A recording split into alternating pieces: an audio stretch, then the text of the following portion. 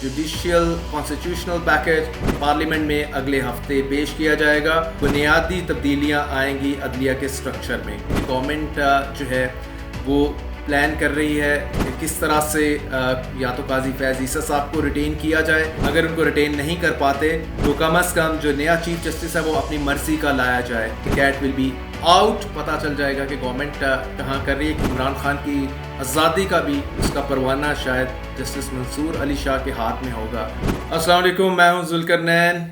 Finally the cat is out of the bag.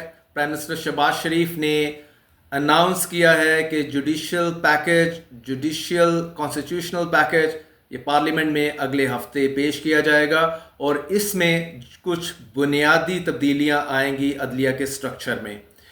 कल उन्होंने बड़ी बैठक चेयर की, शाइया दिया था, तमाम उनके इत्तेहादी थे, सबको उन्होंने कॉन्फिडेंस में लिया। कॉन्फिडेंस में लेने के बाद ये बात उन्होंने कर दी।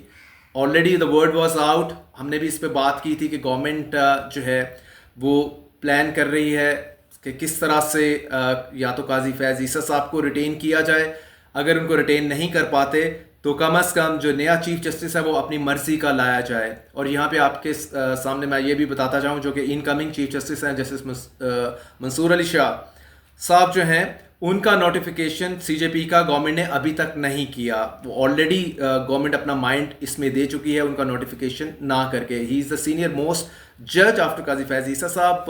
काजी फैज़ ईसा साहब जो हैं वो रिटायर हो रहे हैं अक्टूबर 25 को। अक्टूबर 25 में अगर उनकी रिटायरमेंट इन इफेक्ट हो जाती है, अगर गवर्नमेंट उनको एक्सटेंशन नहीं देती या जो गवर्नमेंट का प्लान ए है उसके मुताबिक ये है कि वो कम अज़ कम 3 साल उम्र बढ़ा देगी सुप्रीम कोर्ट के जजेस की। इस जो आईनी पैकेज आ रहा है तो अगर तो 3 साल बढ़ जाती है तो 25 अक्टूबर के बाद या तो काजी फैज़ ईसा साहब रिज़ाइन करेंगे या फिर जो 3 साल का टेन्योर उनको मिलेगा एज बढ़ने से तो वो 3 साल का टेन्योर फिर फर्दर पूरा करेंगे। और दूसरा which we discuss as well disclose rather yesterday, the government का प्लान ये है कि एक जिस तरह से इंस्टीट्यूशन ऑफ आर्मी में आप अपॉइंटमेंट होती है कि panel of 3 to 4 senior generals का समरी जाती है प्राइम मिनिस्टर के बाद और प्राइम मिनिस्टर उनमें से एक आर्मी चीफ लगाता है। इसी तरह से आईनी पैकेज इसको एड्रेस करे, एम्पावरिंग द प्राइम मिनिस्टर कि पैनल ऑफ 3 to 4 सीनियर जजेस ऑफ द सुप्रीम कोर्ट वो जाए, सुप्रीम कोर्ट भेजे टू द प्राइम मिनिस्टर और प्राइम मिनिस्टर किसी एक को चूज कर ले।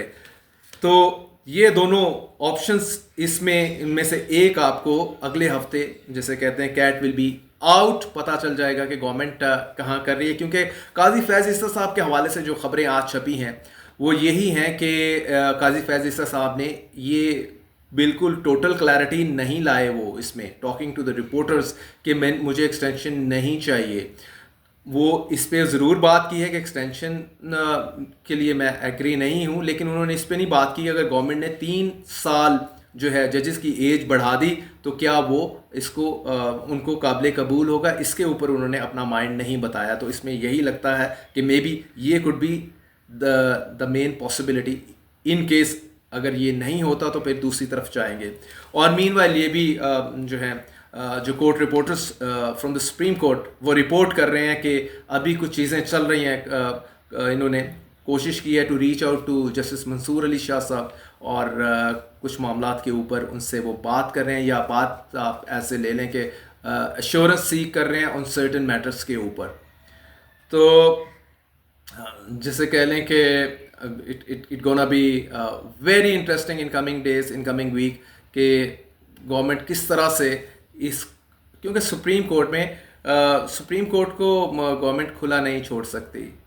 मैं आपको कोट एंड कोट में शहबाज शरीफ साहब का एक लाइन बताता हूँ जिसमें वो कहते हैं कि बाज़ अनासर हुकूमती कारकर्दगी में रखना डालने के लिए अदलिया को इस्तेमाल करते हैं। तो ये जुडिशियल पैकेज जो है उनका कहना है कि इन्हें बेबस कर दिया जाएगा। This is a clear indication, इससे बड़ी क्लियर इंडिकेशन हो नहीं सकती। कौन से अनासर हैं वो पीटीआई के सिंपथाइज़र की तरफ उनका इशारा है या the elements in the establishment जो कि उनके साथ नहीं हैं। एज ए होल एस्टेब्लिशमेंट तो बैक कर रही है पीएमएल नून को, प्राइम मिनिस्टर को, लेकिन कुछ एलिमेंट्स के हवाले की तरफ उनका इशारा है, पॉलिटिकल भी और अदरवाइज भी।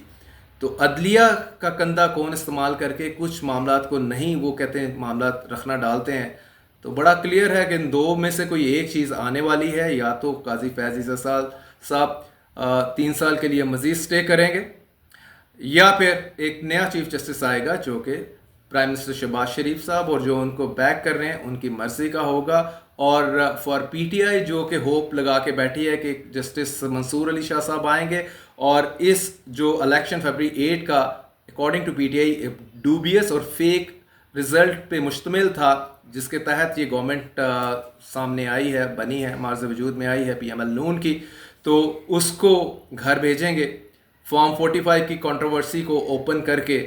تو وہ شاید جسے کہہ لیں نہیں ہو پائے گا. اور سیکنڈ تھنگ کہ عمران خان کی آزادی کا بھی جو وہ سوچ رہے ہیں کہ اس کا پروانہ شاید جسٹس منصور علی شاہ کے ہاتھ میں ہوگا کہ وہ ایک انڈیپینڈنٹ اور فیئر جج ہیں، تو نہیں ہو پائے گا جس طرح سے گورنمنٹ پورا پلان کر بیٹھی ہے.